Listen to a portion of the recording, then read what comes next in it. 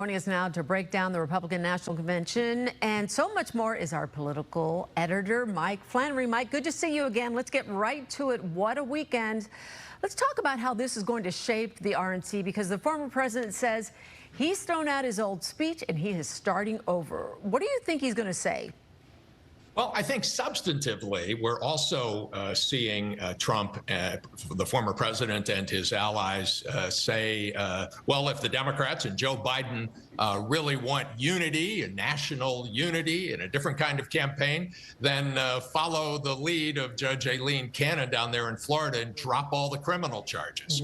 Of course, the White House says that Joe Biden hasn't been involved in those decisions by the Justice Department. But I think we're going to see a lot of that. And while the president himself, the former president, and perhaps his running mate pick, which we might get today, will have a softer tone than they might have otherwise had before the attempted assassination, Sylvia, there's going to be plenty of red meat. Among the speakers at this convention will be Tucker Carlson, the Georgia Congresswoman Marjorie Taylor Greene, Ari Lake from Arizona. There will be lots of red meat for those delegates. Yeah, it's definitely coming off of a weekend no one expected, and as a result is no doubt going to reshape what is going to be said and done at that convention, but more so with the former president himself. Don't you agree? You say there's going to be a lot of red meat, but his perspective, maybe, what do you think he's being told behind the scenes? Is it's all about unity? This is a great opportunity to maybe also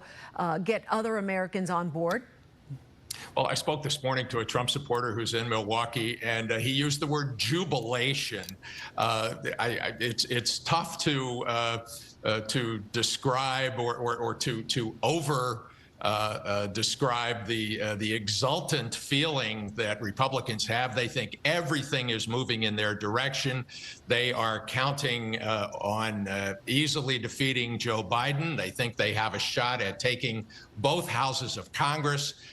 They feel the wind is at their back. You saw Marco Rubio, the Florida senator, and many other Republicans issuing statements yesterday after the attempted assassination saying, God, they saw the hand of God here intervening to save Donald Trump.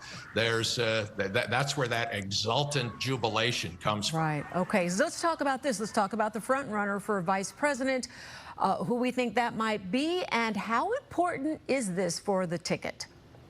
Well, you know, I'm out of the business of picking among the former North Dakota Governor Burgum or Marco Rubio, who I just mentioned, or Ohio Senator J.D. Vance or Tim Scott from South Carolina, because Donald Trump loves to be dramatic.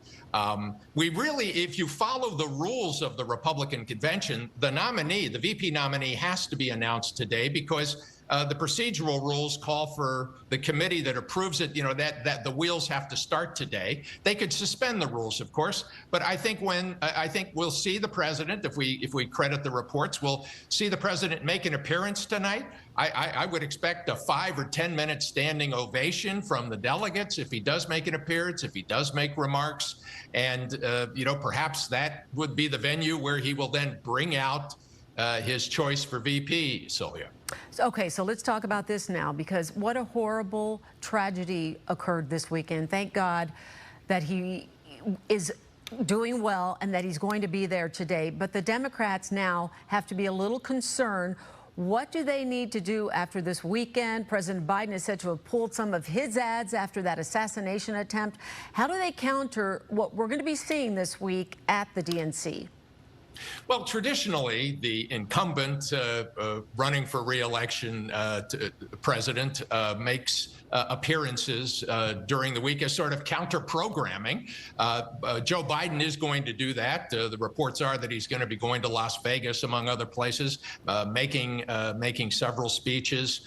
He's going to be trying to draw a contrast with Donald Trump. But as you indicated, pulling those campaign commercials, the former president vowing to deliver a different sort of speech. If in fact you believe the public opinion polls that show Donald Trump in the lead, you know, it's Joe Biden who's got to come from behind here.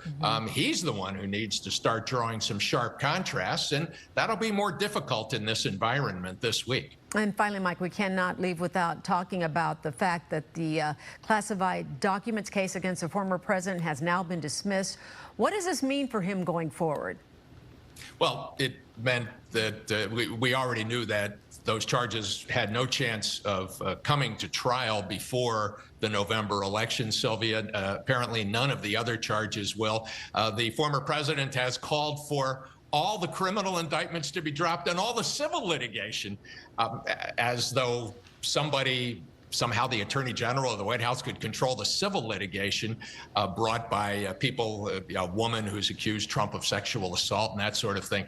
I think, though, that we're going to see a focus from the former president and his allies on that. They want those criminal charges dropped. They see the decision in Florida to drop that national security documents case as the way things should go. And, it is amazing that he had those felony convictions in New York. But if you believe the voter opinion surveys, he's in the lead. All right, Mike Flannery, always a pleasure. Look forward to talking to you throughout this political season. Thanks for joining us. Good to see you.